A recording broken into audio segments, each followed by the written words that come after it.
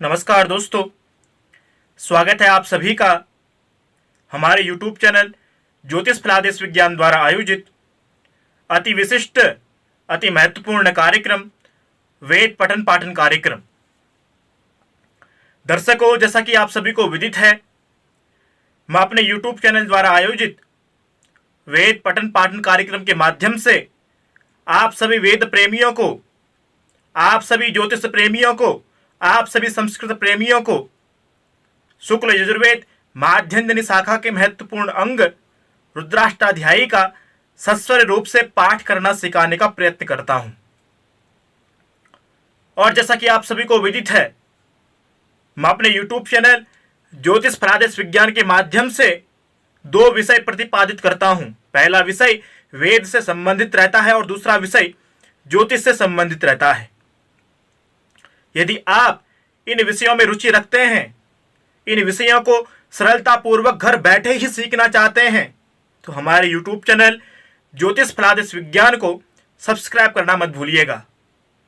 क्योंकि एक मान्यवर थे, उन्होंने मुझसे कहा कि आपके YouTube चैनल का कोई उद्देश्य नहीं है, यदि उद्देश्य है भी तो मुझे दृष्टिगोचर नहीं होता है। उन्होंने कहा, आप केवल अपने YouTube चैनल के माध्यम से अपना और अपने YouTube चैनल का प्रचार प्रसार कर रहे हैं।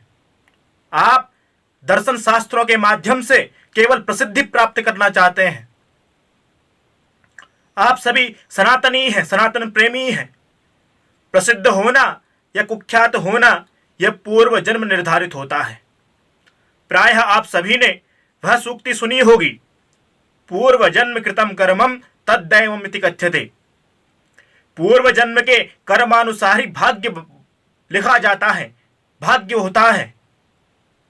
विधिरपि न तेभ्यः प्रबलति, उस विधि के समान, उस विधि के सामने किसी का बल नहीं चलता।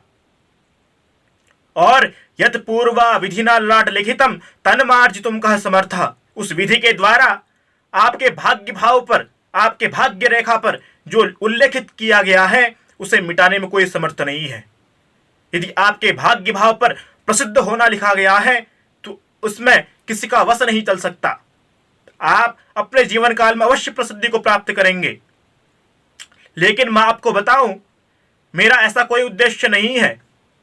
मैं केवल दो विषयों को प्रतिपादित करता हूं। पहला विषय वेद से संबंधित और दूसरा विषय ज्योतिष से संबंधित। इन विषयों को प्रतिपादित करने का माध्यम मेरा YouTube चैनल ज्योतिष फलादेश विज्ञान है।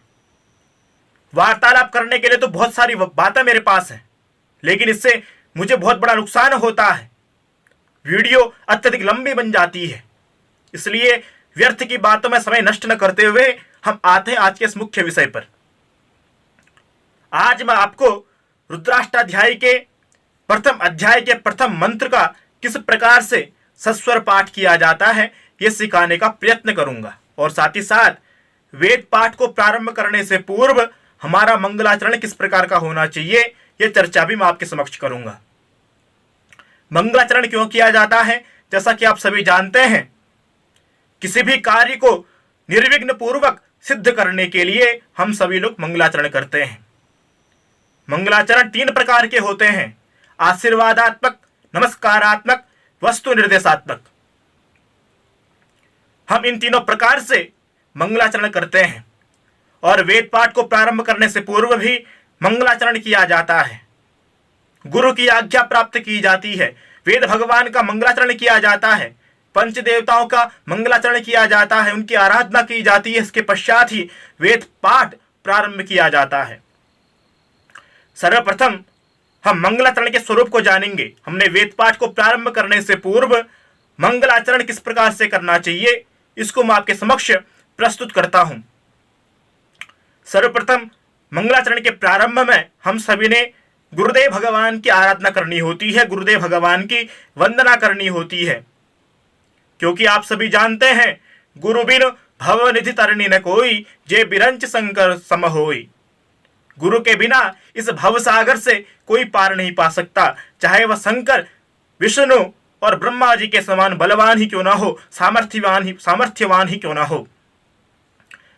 सर्वप्रथम हमने मंगलाचरण के प्रारंभ में गुरुदेव भगवान की आराधना करनी होती है। तो किस श्लोक के माध्यम से गुरुदेव भगवान की आराधना करें?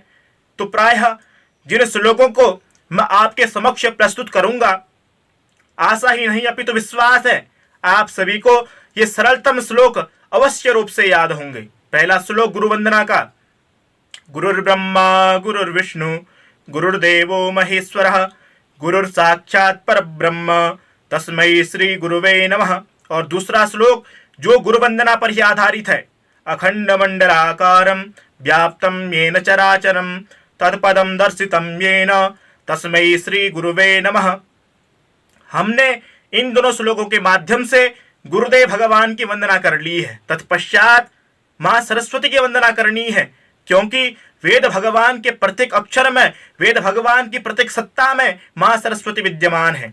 इसलिए वेद पाठ को प्रारंभ करने से पूर्व हम सभी को मां सरस्वती का ध्यान करना होगा। हम सभी को मां सरस्वती का मंगलाचरण अति आवश्यक रूप से करना होगा। अब प्रश्न उठता है कि किन श्लोकों के माध्यम से हम मां सरस्वती का मंगलाचरण करें? तो उन श्लोकों को मैं आपके समक्ष प्रस्तुत करता हूं। श्लोक है, सरस्वती नमस्तुभ्यं वरदे कामरूपिणी विद्यारंभं करिष्यामि प्रसन्ना भव सर्वदा शारदा शारदाम्भोजे वरदा वरदाम्भुजे सर्वदा सर्वदास्माकं सन्निधिं सन्निधिं प्रिया। इन दोनों श्लोकों के माध्यम से हमने मां सरस्वती का मंगलाचरण किया, मां सरस्वती की प्रार्थना प्राप्त करी। उसके पश्चात वेद भगवान की आराधना करनी है। किस श्लोक के माध्यम से? तो कहा, वेदः शिवः शिवो वेदो वेदाध्यायी सदा शिवः तस्मात् सर्व प्रयत्नेन वेदमेवं सदा पठेत्। अब इसके पश्चात, जैसा कि आप सभी को मैंने पूर्व में बताया, हम आज से शुक्ल यजुर्वेद माध्यन्दिनी शाखा के महत्वपूर्ण अंग रुद्राष्टाध्यायी के प्रथम अध्याय में प्रवेश कर रहे हैं। इसलिए सर्वप्रथम शुक्ल यजुर्वेद की वंदना हम इस श्लोक के माध्यम से करेंगे। तो भैया किस श्लोक के माध्यम से? तो प्रस्तुत करता हूं। अजास्यः पीतवर्णस्यात् यजुर्वेदोच्च सूत्रधिक वामे कुलिस पाणिस्तु भूतितो मंगलप्रदः देवदेवोत्तम देवते सार्वभौमः अखिलांडकोटि ब्रह्मांडनायक ऋषिगणवन्द्य सच्चिदानंदात्मन यजुर्वेदो प्रिय यजुर्वेद सेवाम अवधार्य। माफ कीजिएगा, इससे पूर्व आपने 5 देवताओं को और स्मरण कर लेना है। किनको? तो कहा, गणनाथ सरस्वती रवि शुक्र बृहस्पतीन पंचेतान स्मरे नित्यम वेदवाणी प्रवर्तते। इन 5 देवताओं के स्मरण करने के पश्चात आपने श्री गणेशाय नमः, श्री सरस्वते नमः, श्री गुरुभ्यो नमः, श्री सविता सूर्य नारायणाय नमः, श्री मध्यमोकेश्वराय याज्ञवल्क्याय नमः, ओम श्री वेद पुरुषाय नमः। इस प्रकार से वेद पाठ को प्रारंभ करने से पूर्व आप सभी लोगों ने मंगलाचरण करना है। ये तो रहा दर्शकों मंगलाचरण का स्वरूप। अब इसके पश्चात हम आते हैं आज के इस मुख्य कार्यक्रम में।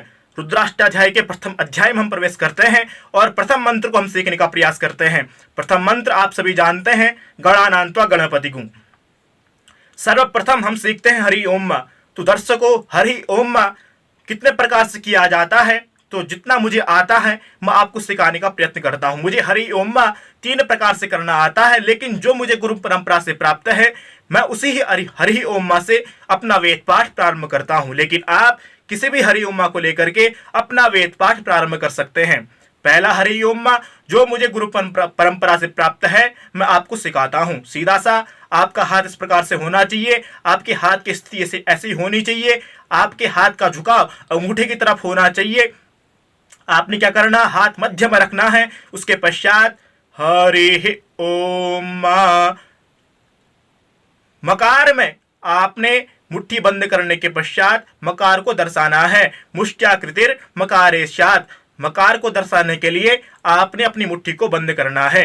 यह तो रहा पहला हरि ओम जो मुझे गुरु परंपरा से प्राप्त है, हरि ओम।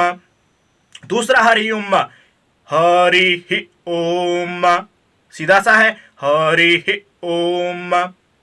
तीसरा हरि ओम, हरि ओम।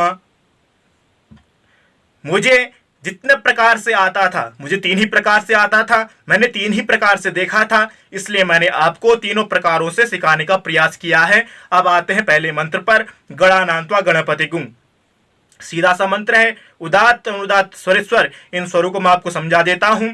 जिस वर्ण के नीचे एक चंद्राकार की स्थिति होगी उसे हम अनुदात्त स्वर कहते हैं, जिसमें कोई स्वर नहीं होगा उसे हम उदात्त स्वर कहते हैं, और जिसमें एक डंडा होगा उसे हम स्वरेश्वर कहते हैं। तो भैया इन स्वरों को हम पहचाने कैसे? तो पहला देखिए गणानान्त्वा। गौ में आप देख रहे होंगे चंद्राकार की स्थिति बनी हुई है, इसलिए यह स्वर अनुदात्त स्वर है। फिर अणा, इसमें देख रहे होंगे कोई स्वर नहीं बना हुआ है, इसलिए स्वर उदात्त स्वर है। और जो ना, ये स्वरित स्वर है क्योंकि उसके ऊपर एक डंडा बना हुआ है। कैसे प्रारंभ करें? गणानान, इस प्रकार से ये मंत्र प्रारंभ होगा। किस प्रकार से? गणानान्त्वा। फिर पुनः गणपति गुं। इस प्रकार से गुं आपने दर्शाना है। आनो भद्रा के कार्यक्रम को यदि आप देखेंगे तो वहां एक छोटा गुं का प्रयोग हुआ है। उस गुं का प्रयोग, उस गुं को किस प्रकार से दर्शाना होता है, यह मैंने आपको उस वीडियो में समझाया है। इसलिए व्यर्थ की चर्चा इस कार्यक्रम में मैं नहीं करूंगा, क्योंकि इससे क्या होता है कि वीडियो अत्यधिक लंबी बन जाती है, जिससे आप सभी लोग देखना भी पसंद नहीं करते हैं और हमारे लिए भी बहुत सारी समस्याएं उस वीडियो के कारण हो जाती हैं। गणपति गुं, इतना आप सीख गए हैं। पुनः मैं सिखाता हूं। गणानान्त्वा गणपति गुं हवामहे प्रियाणान्त्वा प्रियपति गुं हवामहे निधीनान्त्वा निधिपति गुं हवामहे वसो मम। इतना आप सीख गए हैं। कोई कठिन स्वर नहीं था इस मंत्र में, इसलिए इन स्वरों के विषय में विस्तृत चर्चा भी मैं आपके समक्ष नहीं कर रहा हूं। जब आगे का मंत्र जो प्रारंभ होगा गायत्री त्रिष्टुप वाला, उस मंत्र में एक नया स्वर आपको सीखने को मिलेगा। उस स्वर का नाम है कुब्ज स्वर, लेकिन उस स्वर की चर्चा इस मंत्र में हम लोग नहीं करते हैं। इतना आप सीख गए हैं। पुनः मैं आपके समक्ष दोहरा देता हूं, आप ध्यान दीजिएगा तो आपको प्रथमतया ये अभ्यास में आ जाएगा। ध्यान दीजिए। हरि ओम गणानान्त्वा गणपति गुं हवामहे प्रियाणान्त्वा प्रियपति गुं हवामहे निधीनान्त्वा निधिपति गुं हवामहे वसो मम। अब पुनः दोहराते हैं। आहमजानी, इसमें आप देखेंगे जो ह है, आ है, इसमें कोई स्वर नहीं बना है, इसलिए यह पद ऊपर से प्रारंभ होगा। कैसे? आहम। यथावाणी तथा पाणी, इस सिद्धांत का अनुपालन आपने प्रथम अध्याय से लेकर के अष्टम अध्याय पर्यंत करना है। देखिए। आहम जानी गर्भधमा त्वम जासी गर्भधम्मा। अब आप देखेंगे जो गर्भधम्मा था, इसमें हमारा हाथ इस तरफ रुका, हमारा हाथ बाईं तरफ रुका। तो क्या दर्शाना चाह रहा है ये? कि जो आगे वाला स्वर है, जो आगे वाला मंत्र है, वो अवश्य रूप से या तो अनुदात्त होगा या इस तरफ जाएगा। इसलिए हमारा हाथ इस तरफ ही रुका, क्योंकि जो गायत्री त्रिष्टुप वाला मंत्र है वो कैसे प्रारंभ हो रहा है? गर्भधम्मा गायत्री से, इसलिए हमारा हाथ इस तरफ रुका। तो दर्शकों, आज के कार्यक्रम के माध्यम से मैंने आप सभी वेद प्रेमियों को मंगलाचरण के स्वरूप को समझाने का प्रयास किया है और साथ ही साथ उदात्त, अनुदात्त, स्वरित स्वर, इन स्वरों को समझाने का प्रयास किया है। यदि आपको हमारा वीडियो पसंद आता है तो हमारे YouTube चैनल ज्योतिष फलादेश विज्ञान को अवश्य सब्सक्राइब करिए। और मैं इस बात का दावा करता हूं, जितनी सरलता रूप से, जितने सामान्य तरीके से मैं आपको वेद पाठ सस्वर रूप से सिखा रहा हूं, इतने सामान्य तरीके से हमने भी स्वयं वेद पाठ नहीं सीखा था। हमारे विद्यालय में बहुत सारे बच्चे जो वेद पाठ सीखते हैं, उन सभी के समक्ष, उन सभी के सामने, उन सभी के बीच में उपस्थित होकर के सभी बच्चों को एक जैसा समझाना, सभी बच्चों को अलग से समझ देना कितना कठिन होता है। यदि आप शिक्षक हैं तो आप इस बात को जानते होंगे। उसी प्रकार हमारे गुरुजनों ने जिस प्रकार से हमें वेद पाठ सिखाया, वो हमें सम्मिलित वेद पाठ सिखाया। इसलिए मुझे जो भी आता है मैं आपको सिखाने का प्रयास करता हूं। यदि आपको हमारा वीडियो पसंद आए तो अवश्य हमारे चैनल को सब्सक्राइब कीजिएगा। आज के लिए बस इतना ही। पुनः उपस्थित होंगे नई वीडियो के साथ। धन्यवाद।